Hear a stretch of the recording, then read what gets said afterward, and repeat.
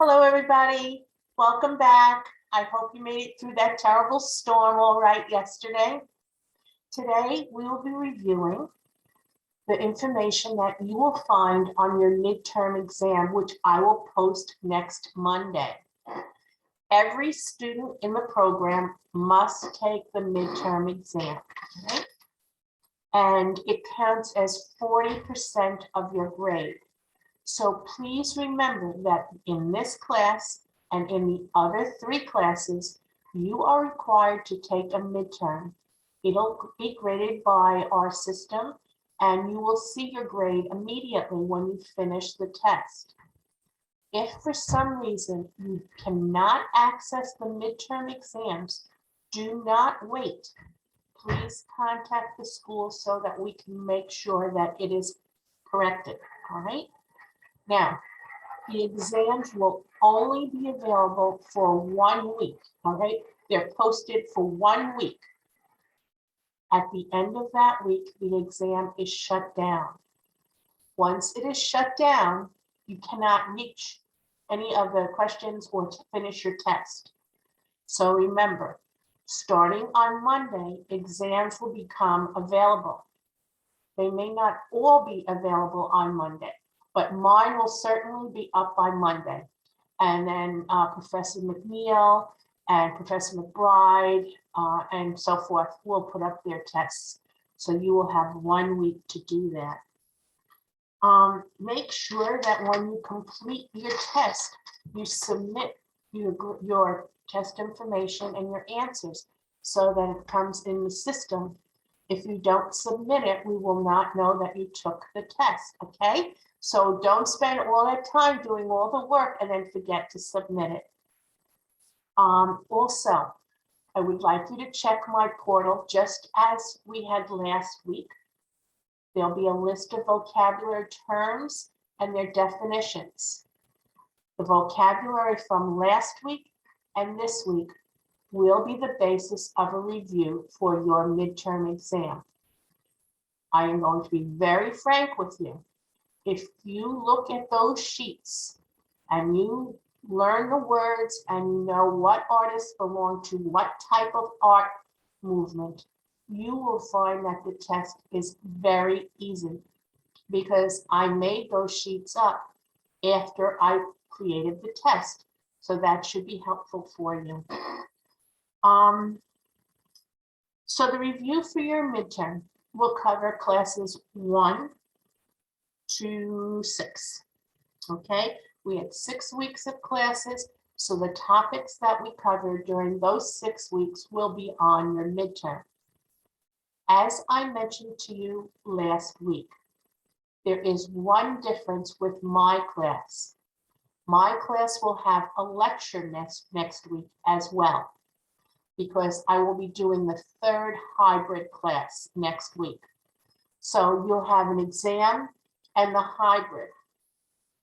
You can take a little time to watch that hybrid because later on I'll do a week where I won't have any lecture, so you can catch up, all right? But because this is the 2nd hybrid, next week will be the 3rd, and the following, the final, I must hold classes even though we're doing exams. After that, you'll see 1 week, I'll have it posted, no lecture this week. Don't worry about that because the following week I'll post one, all right? So we've covered Native American art for Indigenous people, Native Americans, and also the Eskimo.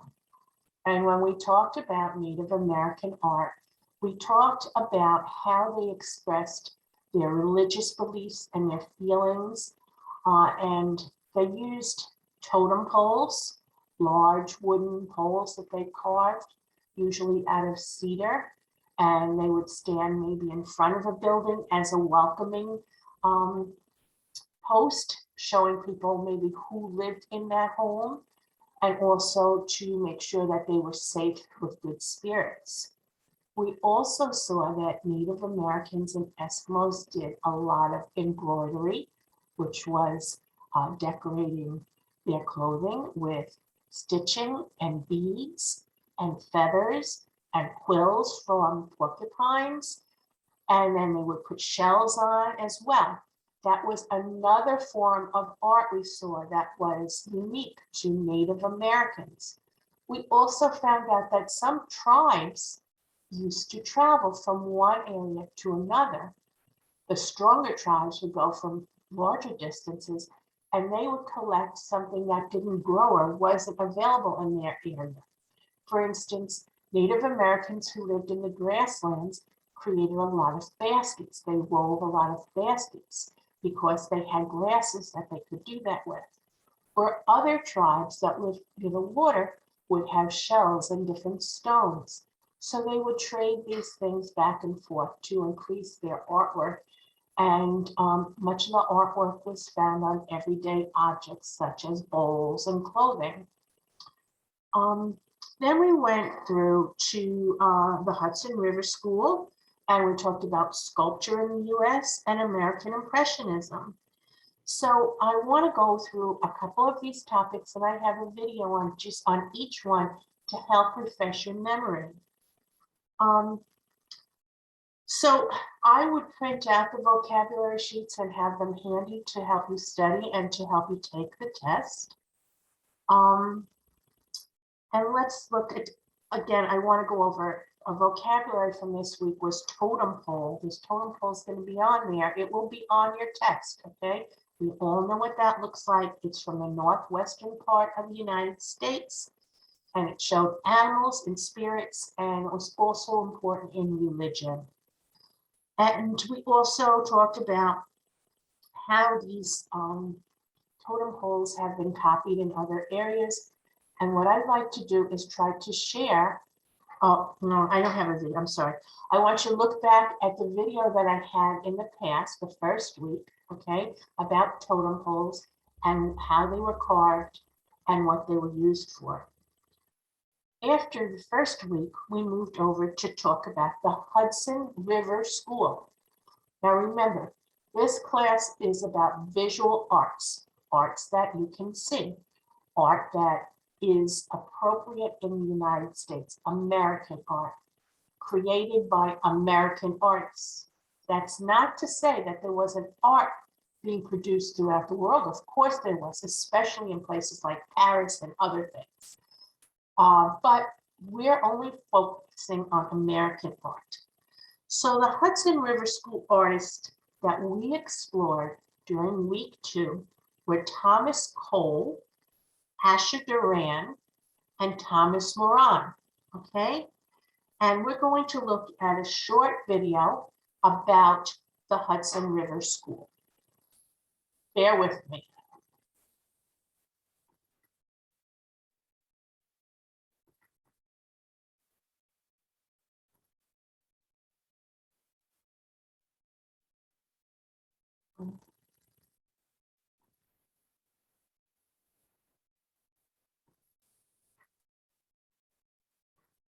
Seen some of these paintings before. They're detailed, realistic, and idealized portrayals of the American wilderness that are not only an excellent look into 1850s America, but a useful tool for interpreting contemporary culture. The Hudson River School is an art movement that emerged in the mid-19th century. It is named for its origin in the Hudson River Valley area of New York, but it quickly built a presence across all of New England. The location of the movement is central to an understanding of it due to its focus on the beauty and sanctity of nature. Prominent painters of the Hudson River School style saw North America as a manifestation of God, and their art was just as much a religious expression as it was an appreciation of nature. Hudson River School paintings are characterized by little to no evidence of human civilization, and when they do feature humanity, all traces of it are peaceful and small, emphasizing the respect the painters had for the land they portrayed. Arguably, the first painting of the Hudson River School movement was the Oxbow, completed by Thomas Cole in 1836. It depicts the Connecticut River Valley just after a thunderstorm, and true to the movement it began, features just one human being, a tiny self-portrait of Cole himself in the foreground. The gentle farmland and receding storm are stronger political statements than one might think. They represent the ideals of the artist. Many people think that the Oxbow in particular is a commentary on how civilization confronts wilderness, and in turn what Thomas Cole believed to be the best method for it to do so, pastoral life and coexistence with nature. In 1836, the Industrial Revolution was well underway. Artists such as Cole saw urbanization as a bad thing and used their paintings as a way to discuss their view that nature was graceful, holy, and to be respected.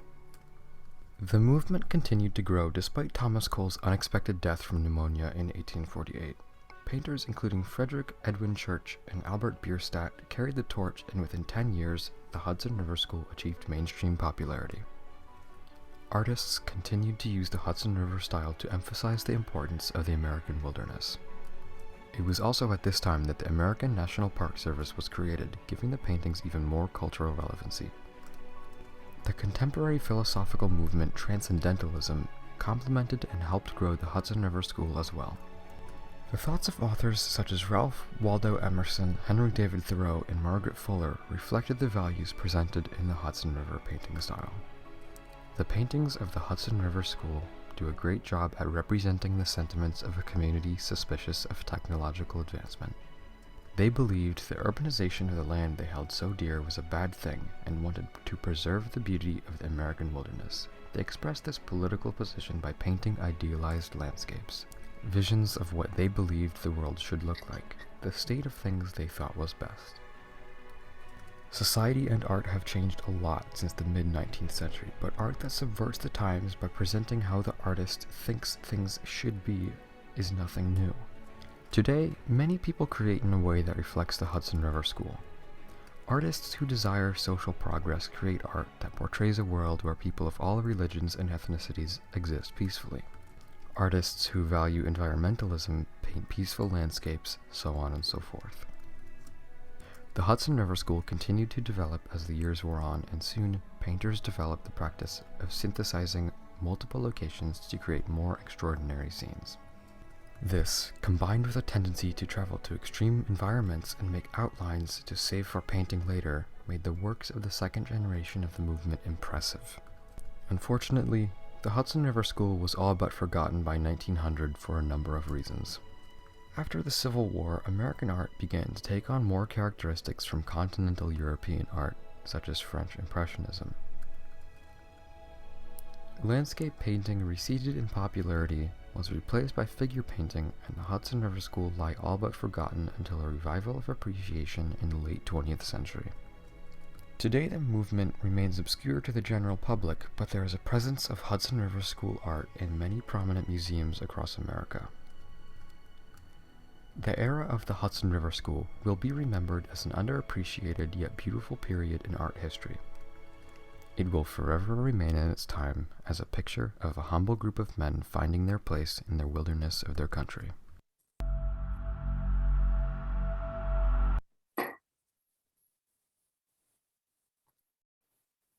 Okay, so we just saw about the Hudson River School.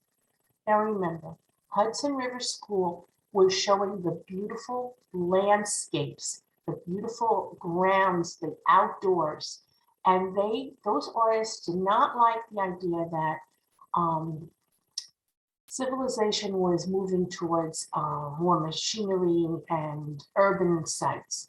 They wanted to keep everything natural, and they did paint many of the natural parks that are available, that are here in the United States, especially Adirondacks National Park, okay, which is very big in New York. So when we looked at the Hudson River School, we found that while their work was very beautiful and how it showed pictures of people very small, okay, not important in the picture, that was to tell the viewer, the person who is looking at the picture, that man is not the important part, okay? That nature is the important part. So that's why they did that. Most of the time, there were no people at all in the paintings, but if they were, as we saw that little one with Thomas Moran in it, that's just to show that people are a small part of the world, that nature is a large part. So after we covered this section about the Hudson River School, and you'll find a list on that vocabulary paper that I have posted on my portal, you will have a list of 3 or 4 prominent artists that belong to that.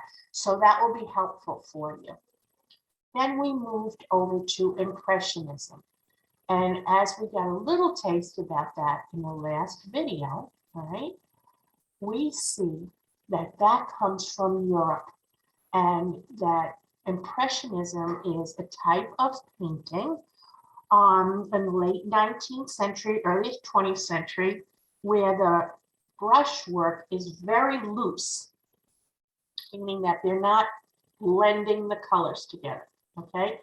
And they give an indication of a shape or a form, but they don't necessarily give the entire shape and detailed form like we just saw when we were looking at the Hudson River School.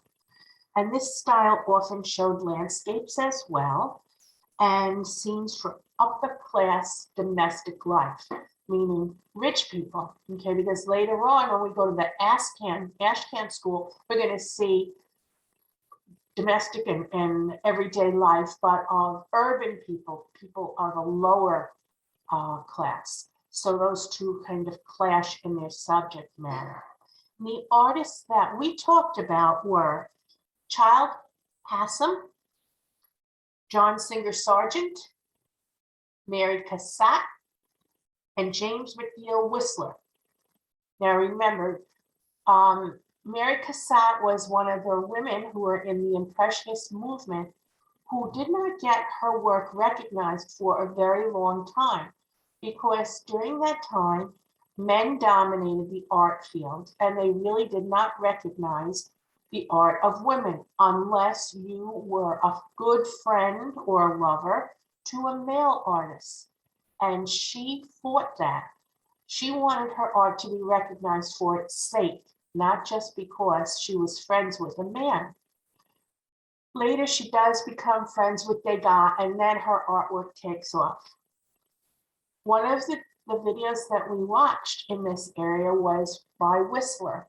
Remember, James McNeill Whistler is so well known for a portrait of his mother, where she's in mourning clothes, dark clothes, because her husband has passed away. It was several years before that, and she's very stern looking, and she's sitting in a chair, and you get a profile. This painting is very well known. Whistler's mother, he is the artist who is known for painting his mother. And he ended up painting her because his model did not show up that day. So he goes and says to his mother, "Look, Mom, I've always wanted to paint you, let me paint you." And when we look at a comparison between this painting and a picture of a family friend's mother, we see many similarities in the way the women are dressed, the fact that they're in profile, meaning that he's painting from the side, and they're both seated. So we think that perhaps Whistler was influenced by that photograph. And I'd like to see if I could share with you a video about the Impressionists, because there will be questions on your exam about this. It is important to know who the artists were, and also that if this art depicts upper class life and some landscapes and brushworks that are very are loose and not blending. Okay, so let's try this.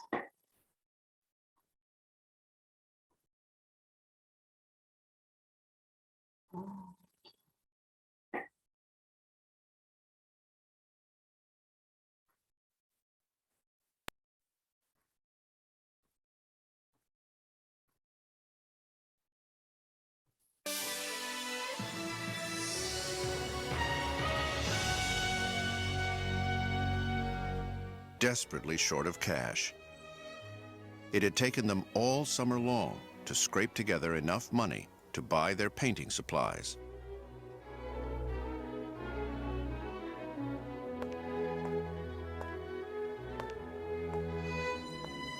Now they were eager to experiment.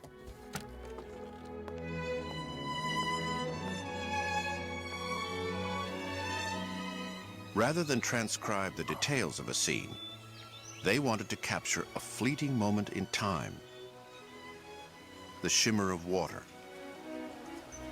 the reflection of light, the movement of people.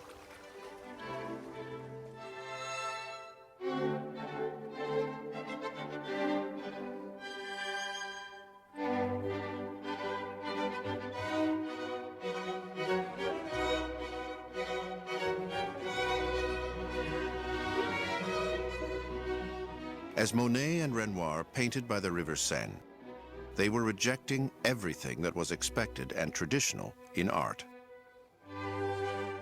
And together with a few like-minded artists, they were about to launch what was not just a new style of painting, but a revolution in the world of art. A revolution that would become known as Impressionism. Brushstroke, how loose they are.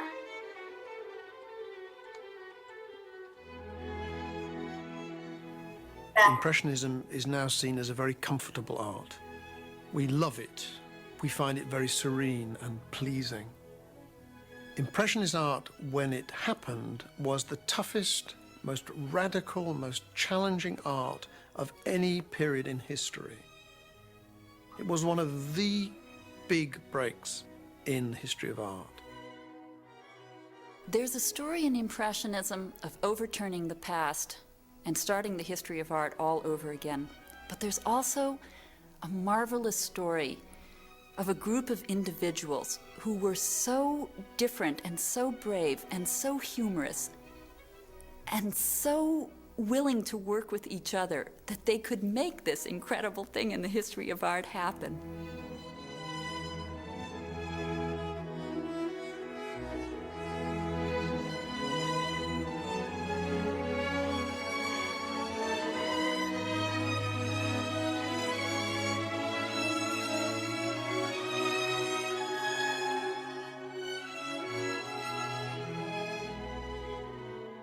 Claude Monet, uncompromising and demanding of himself and everyone around him.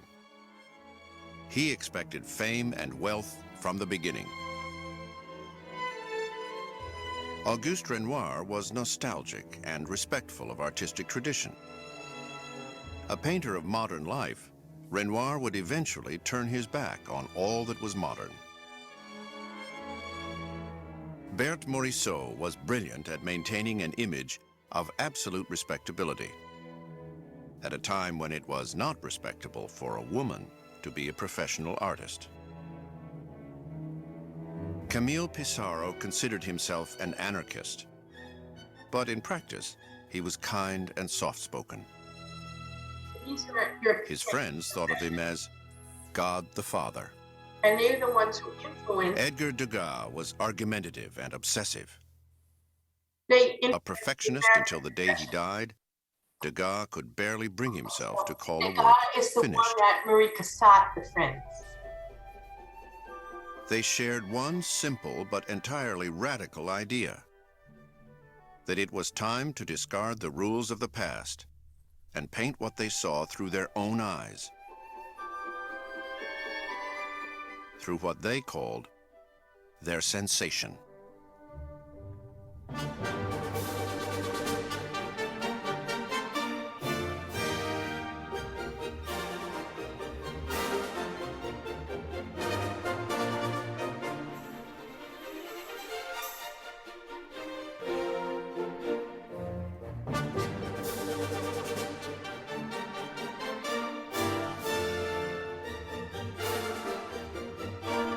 Look at that brushstroke.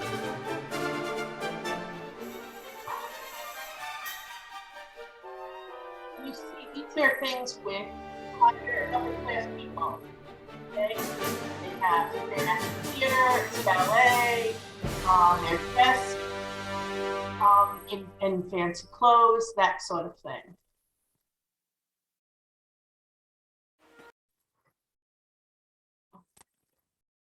So that's what we found out about Impressionists. We see that little bit of brushstroke indicating different things, creating the illusion of a flower. creating a lot of movement in the art, very light and airy. It was considered very, it was against all traditional art styles, very explorative, very exciting. Then we left the two-dimensional arts and we went to look at some sculpture in the United States. And we talked about sculpture that was out of doors, especially Mount Rushmore. And also we talked about the sculpture that we had seen where people were putting rocks and things together. And when we looked at the Little Bighorn, we saw that these beautiful rock faces were carved and blown away with dynamite and sanded in a removal method to create the heads of 4 American presidents: George Washington, Abraham Lincoln, Thomas Jefferson, and Theodore Roosevelt. Washington, because he was the first president and the leader. Jefferson, who was a guiding force with the Declaration. Abraham Lincoln, who brought the country together. And then also Roosevelt, who again was a driving force and did things with nature. So they chose those 4 heads. After we looked at that, we also saw the Crazy Horse Memorial. Remember of the Native American chief who died in the Battle of Little Bighorn. And they've been working on his head for many years, and it will take more time for it to finish because it is an extensive job. But then we moved into other things about sculpture, and we saw some modern art where people were taking automobile parts, car parts, and soldering them together and making sculpture. And at first people were very much against that, saying that can't be art, that's garbage. But no, it is art, and it expresses different ideas and feelings. And we looked at how curves and flat surfaces reflected light to make us feel different things. Very important with 3D art, which sculpture is. We also talked about the carvings of gravestones.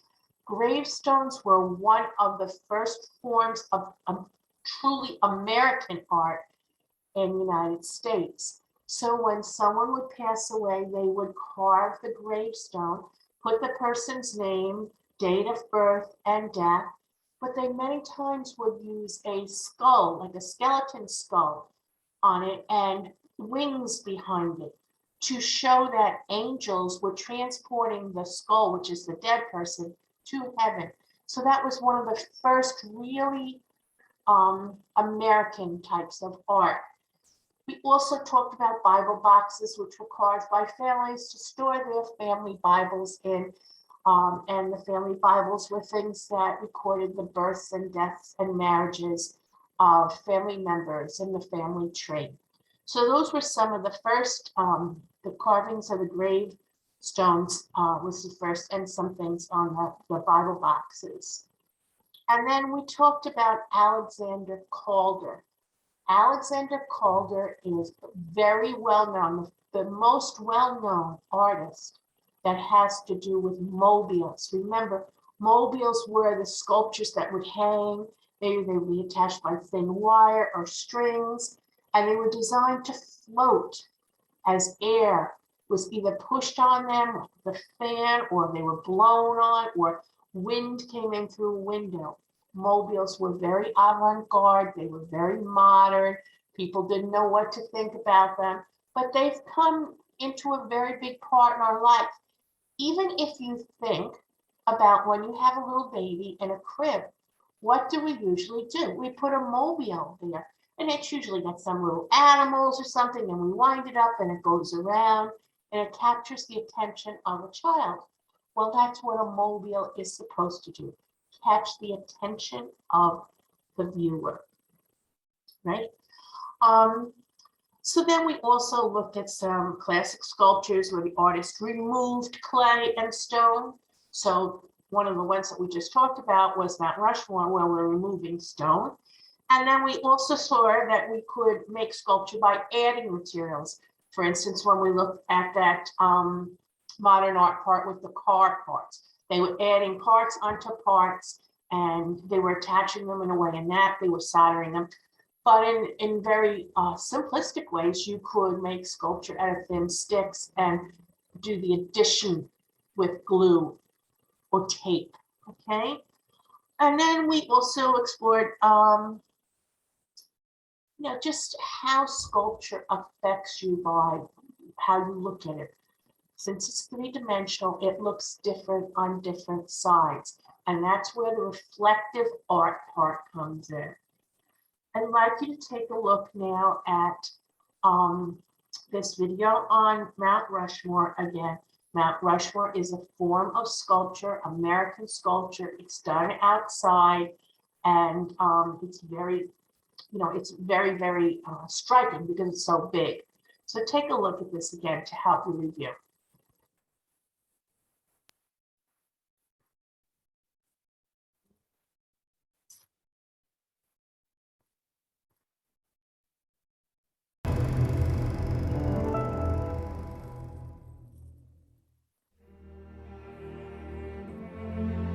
Black Hills in North Dakota. And there's George Washington. And you see all the faces. You see Lincoln. Mount Rushmore National Memorial, America's beloved shrine of democracy, is one of our country's most inspiring sights. It's a personification in stone of basic American ideals.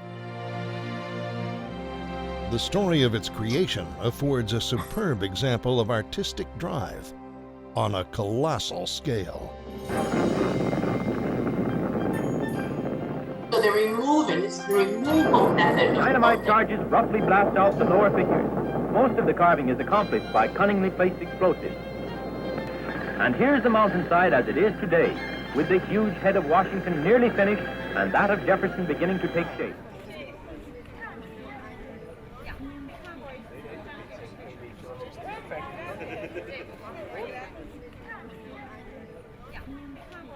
The idea of creating a gigantic carving here was first proposed in 1923 by Dome Robinson, South Dakota state historian.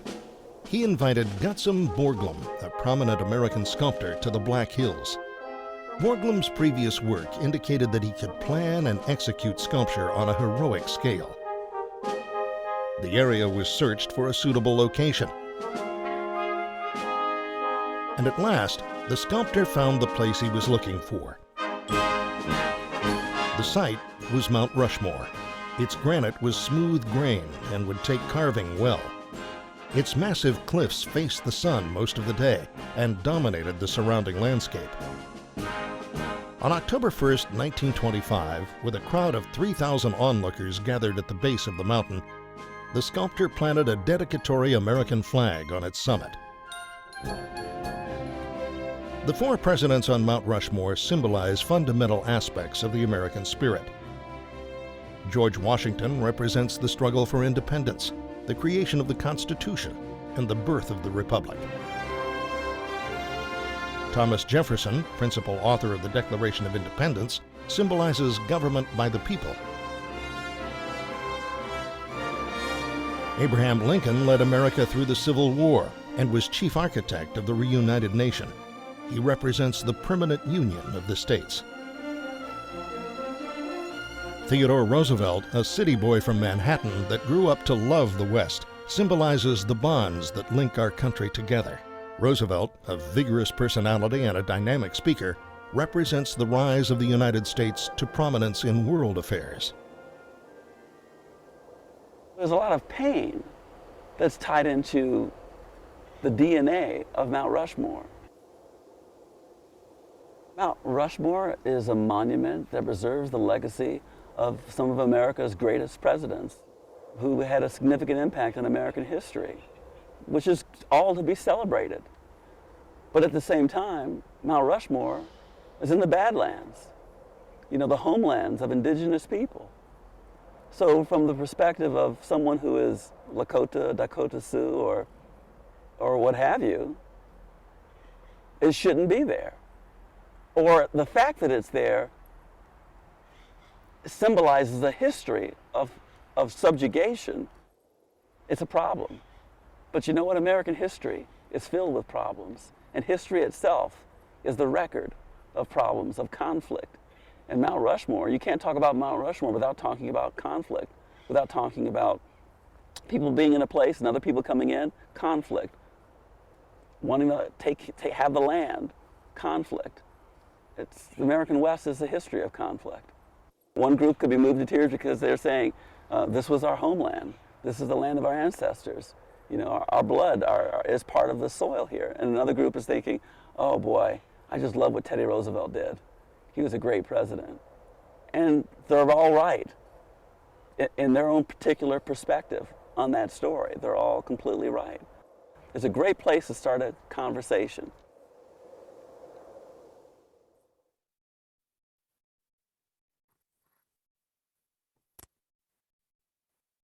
Okay, and you know, we see some of that in history today when we talk about statues of famous Americans. Frame the faces Oh, of sorry, Mount hold on. Rushmore from the front window and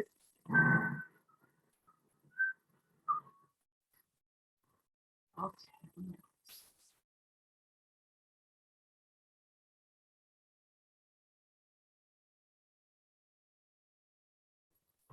When we're talking about history today as well, that there is always some sort of conflict in art and throughout US history.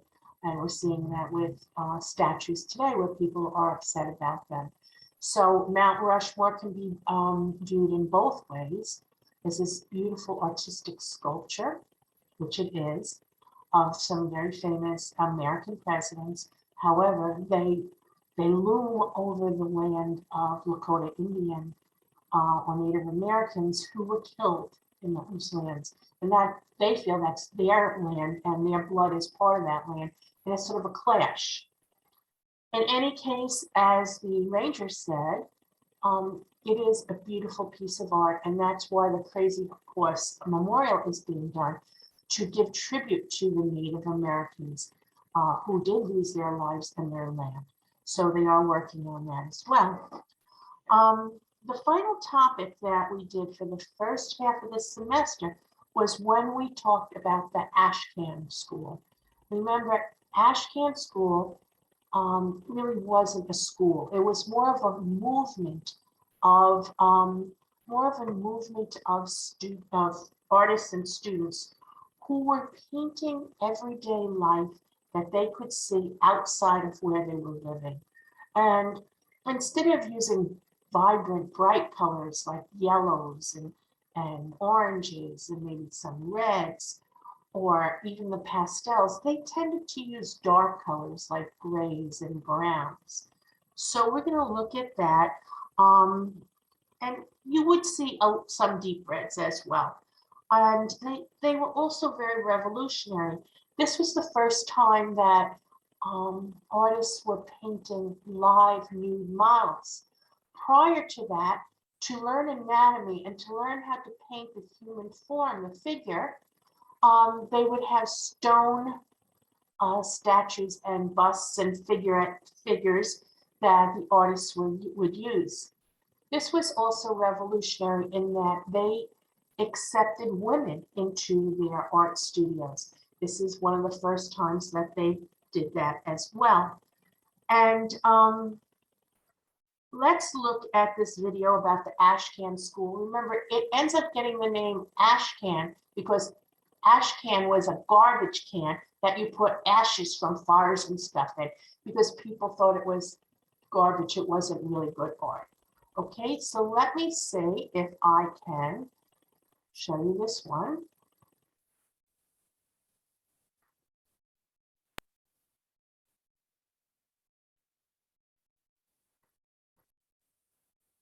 Where we start before we get to the Armory Show. They're known often as the Apostles of Ugliness, so let's look at this group. Now, the Ashcan or Ashcan sort of depends on how you put the word together. School is an artistic movement in the United States that is best known for works portraying scenes of daily life in New York.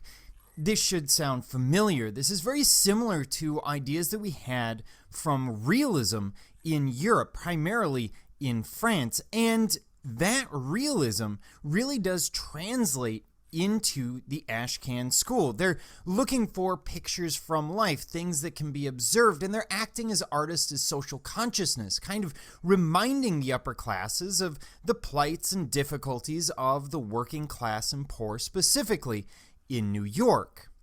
Now, as we look through their work, most of them, also known as the Eight sometimes, a group of 8 painters who gravitated into this circle, they're going to be influenced by another artist and teacher known as Robert Henri. And he urged his followers to make pictures from life, and accordingly, these artists pursued with zeal the production of images depicting the rapidly changing urban landscape of New York. Now, how is New York changing around the turn of the century? We have large influxes of different groups coming into the United States. We also have the added pressure of urbanization, where people are coming from rural America and moving into the cities. With all of this pressure in place, of course, you have massive crowded tenement buildings. You have a great deal of inequality, income inequality throughout the city. We have the very, very rich and the very, very poor all being depicted at the same time. And because their vignettes so often capture the bleak and seedy aspects of city life, this group becomes known as the Ashcan School, and sometimes referred to by critics as the Apostles of Ugliness. Okay. So the Ashcan School used dark colors like grays and blacks. Hold on.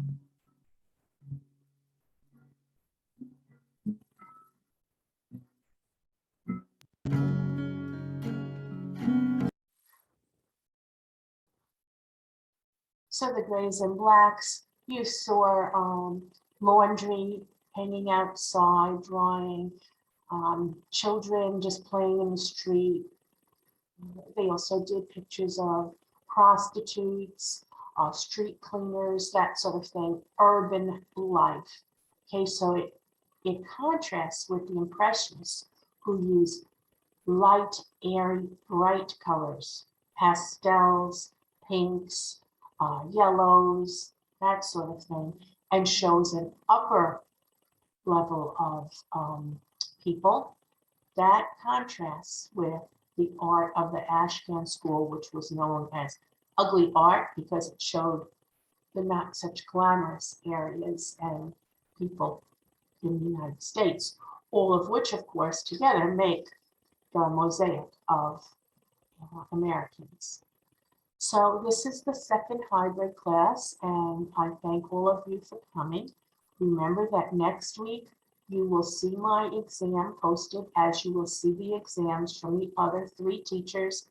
If you have any questions or problems accessing the exam, please call the school. Someone will help you, and also make sure that you click submit when you are finished. Again, your exam is only up for 1 week. Good luck. Print out last week's homework sheet and this week's homework sheet, review it, and you will be ready to score very well on your exam. Have a great week. I hope we have some sunny weather from now on, more like Impressionists rather than Ashcan artists. And I will see you next week. Bye.